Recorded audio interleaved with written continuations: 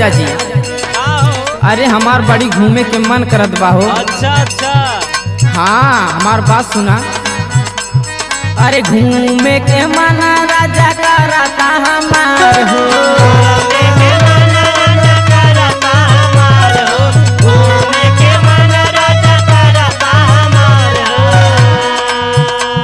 हर घूमे के मन राजा करता हमार हो। ले चल के घुमाता सैया अम्बेडकर नगर हो। ले चल के घुमाता सैया अम्बेडकर नगर हो। ले चल के घुमाता सैया अम्बेडकर नगर हो। चाली के हो देखिया पिया तू समान हो।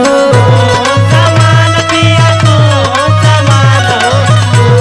समान पिया तू समान हो।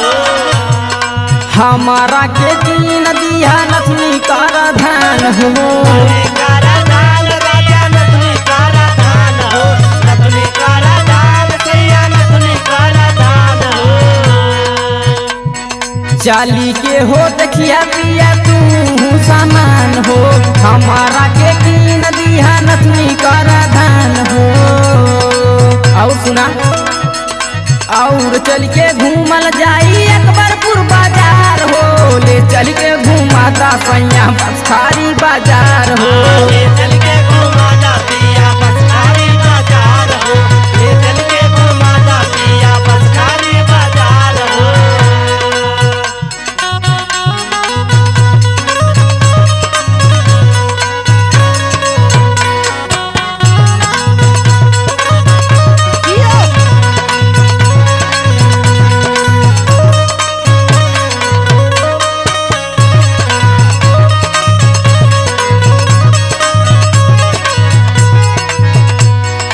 रामनगर सैया बाटे थोड़का दूर हो।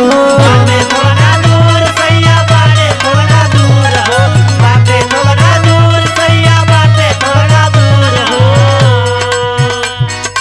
उहवा के चाट चाउमीन मशहूर हो। मशहूर चाट बेन मशहूर हो। बेन मशहूर चाट बेन मशहूर हो। रामनगर सैया बाटे थोड़का दूर हो। उहवा के चाट चाउमीन मशहूर हो।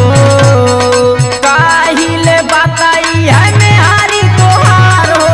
ले चल के घुमाता सैया अम्बेडकर नगर हो। ले चल के घुमाता पिया बसखारी बाजार हो। ले चल के घुमाता पिया अम्बेडकर नगर हो। जलपुर बाजार सैया जलपुर बाजार हो। ले चल के घुमाता पिया जलपुर बाजार हो। ले चल के घुमाता पिया जलपुर बाजार हो। साथी साथिया जामन कैला हमसे वादा। कैला हमसे वादा हो। कैला हमसे वादा।